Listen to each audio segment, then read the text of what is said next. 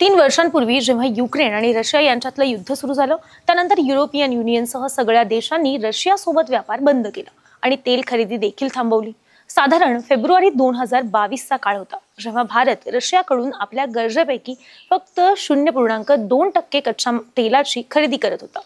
पण एकीकडे युद्धाचा भरमसाठ खर्च आणि आर्थिक निर्बंध पाहता रशियाने भारताला भरघोस डिस्काउंट दिला आणि तेल खरेदी वाढत गेली.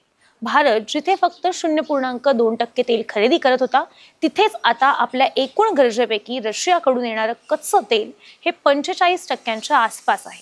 खरं तर गरज तेव्हा भारताला देखील होती, कारण कोविड नंतर भारतीय अर्थव्यवस्था रुळावरती आणण्याचं आव्हान होतं. महागाई दर नियंत्रणात ठेवायचा होता आणि रशियासोबत अमेरिकन डॉलर्समध्ये व्यापार करण्याची गरज नसल्यामुळे आपल्या तिजोरीतलं परकीय चलन वाचवता येत होतं. मध्य पूर्वेतल्या इराक आणि सौदी अरेबियाला देखील रशियानं मागे टाकलं आणि भारतासोबत सवलतीच्या दरात हा व्यापार वाढवला. पण युक्रेनसोबत शांतता करार होत नाही तोपर्यंत भारतानेही रशियाकडून तेल खरेदी करू नये अशी भूमिका ट्रम्प यांनी जाहीर केली आणि भारतावरती रशियाचं तेल खरेदी थांबवण्याची वेळ आली. डोनाल्ड ट्रम्प यांनी जे 25% टॅरिफ्स लावलेले आहेत, त्याचा परिणाम तर तुम्हाला मी या व्हिडिओमध्ये सांगणारच आहे. मात्र रशियासोबत तेल खरेदी थांबवण्याचा फटका कसा बसू शकतो, भारतात पेट्रोल आणि डिझेलचे दर पुन्हा वाढू शकतात का, याविषयी सुद्धा मी तुम्हाला या व्हिडिओमध्ये माहिती देणार आहे. नमस्कार, मी पद्मजा वंदना प्रकाश आणि तुम्ही पाहताय story.com. व्हिडिओला सुरुवात करण्यापूर्वी महत्त्वाची आठवण, आमचं यूट्यूब चॅनल जर तुम्ही अजून सबस्क्राईब केलं नसेल तर ते जरूर करा. डोनाल्ड ट्रम्प यांनी एप्रिलमध्ये ज्या 68 देशांवरती टॅरिफ जाहीर केले होते, त्यात भारताचा देखील समावेश आहे आणि हे टॅरिफ लागू करण्याचा आदेश ट्रम्प यांनी सुद्धा केलेला आहे. भारत आणि पाकिस्तानचा संघर्ष थांबवण्याचं क्रेडिट भारताने अजूनही ट्रम्प यांना दिलेलं नाही आणि त्यामुळे आधीच इगो हर्ट झालेले ट्रम्प आता अमेरिका फर्स्ट पॉलिसीनुसार भारत, चीन यांसारख्या देशांची अर्थव्यवस्था कशी अडचणीत येईल यासाठी प्रत्येक प्रयत्न करू पाहत आहेत. टॅरिफ म्हणजे मुळात अशी गोष्ट ज्याने आपल्या देशात परदेशातून जो माल येतो त्यावरती जास्तीचा कर लावायचा आणि त्या वस्तू सर्वसामान्यांना परवडणार नाहीत एवढ्या महाग करून टाकायच्या. भारतातून अमेरिकेत कपडे, हिरे, सोनं यांसह शेती उत्पादनं आणि बऱ्याच गोष्टी आपण निर्यात करतो.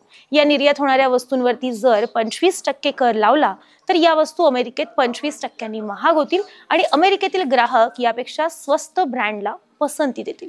परिणामी भारतीय निर्यातदारांना स्पर्धेत राहण्यासाठी एकतर दर कमी करून स्वतःचा मार्जिन कमी करावा लागेल किंवा निर्यात बंद करण्याची वेळ येईल. निर्यात बंद करणं म्हणजे निर्मिती कमी करणं आणि निर्मिती कमी म्हणजे थेट बेरोजगारी वाढवणं. डोनाल्ड ट्रम्प यांना खरं तर भारतासोबत एक द्विपक्षीय व्यापार करार करायचा आहे आणि त्यासाठी हा सगळा आटापिटा आहे. व्हिएतनामवरही असाच 35 ते 40% कर लावला होता आणि नंतर बार्गेनिंग केली आणि तो कर आता 20%वरती आणलाय. दुसरीकडे चीनवरतीही 30%पासून ते 150%पर्यंत टॅरिफ लावलाय. पण भारतीय अर्थव्यवस्थेला हे सगळं परवडणारं नाहीये आणि त्याचं कारण तसंच आहे. अमेरिकेसोबत आपला व्यापार हा सरप्लस म्हणजे आपण जेवढी आयात करतो त्यापेक्षा जास्त निर्यात करतो असा आहे. अमेरिका आणि भारत यांच्यातली अमेरिकेची व्यापार तूट जवळपास 45,000 कोटींच्या आसपास आहे. या उलट चीन आणि भारत यांच्यात भारताची व्यापार तूट 1,00,000 कोटींच्या आसपास आहे. अर्थात दोन्ही देशांचा व्यापारही तेवढाच मोठा आहे, मात्र भारताची चीनमध्ये होणारी निर्यात तुलनेनं कमी आहे. डोनाल्ड ट्रम्प यांनी चर्चेची दारं खुली असल्याचं सांगितलेलं असलं तरी भारताला आणखी एक कठोर निर्णय घ्यावा लागला. आपल्या एकूण गरजेपैकी 45% कच्चं तेल हे रशियाकडून येतं. या कच्च्या तेलावरती भारतात प्रक्रिया केली जाते आणि त्यातून तयार होणारं पेट्रोल, डिझेल आणि बाकी पेट्रोलियम पदार्थ भारतासह युरोपमध्ये निर्यात केले जातात. यातून भारताला प्रचंड मोठा फायदा होतो, कारण रशियाकडून हे तेल जागतिक बाजार मूल्यांपेक्षा कमी किमतीत भेटलेलं असतं आणि देशांतर्गत इंधनाचे दर स्थिर ठेवण्यासाठी मदत होते. जे तेल रशियाकडून येतं ते आता मध्य पूर्वेतील इराक, सौदी अरेबिया आणि इतर देशांकडून आयात केलं जाईल, ज्याचे दर तुलनेने जास्त आहेत. अर्थातच भारतीय तेल कंपन्यांना जास्तीच्या दरात हे खरेदी करावं लागेल आणि येत्या काळात त्याचा बोजा थेट ग्राहकांवरती येईल. तसं पाहायला गेलं तर इंडियन ऑइल कॉर्पोरेशन, BPCL यांसारख्या ज्या सरकारी तेल कंपन्या आहेत या रशियाकडून फारसं तेल खरेदी करत नाहीत. मात्र रिलायन्स आणि नायरा या 2 कंपन्या सर्वाधिक तेल खरेदी करतात.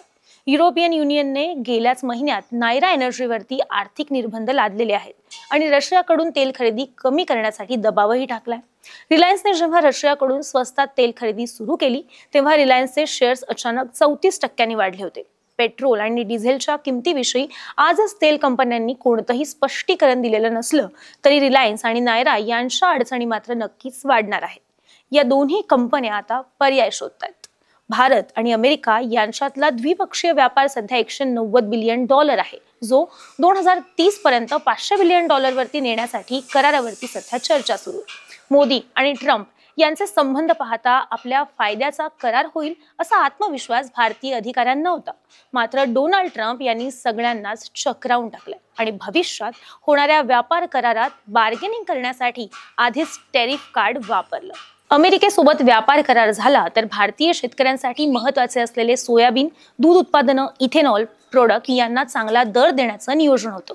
मात्र त्यापूर्वी सगळी गणितं बिघडलेली आहेत. या सगळ्यावरती भारताचं एक स्पष्टीकरण दिलेलं आहे की कोणतंही नुकसान न होऊ देण्यासाठी सर्व मार्ग पडताळून पाहत आहोत. अर्थातच ट्रम्प यांनी मोदींसोबतची मैत्री किती निभावली त्याचं हे ताजं उदाहरण म्हणून पाहिलं जातं.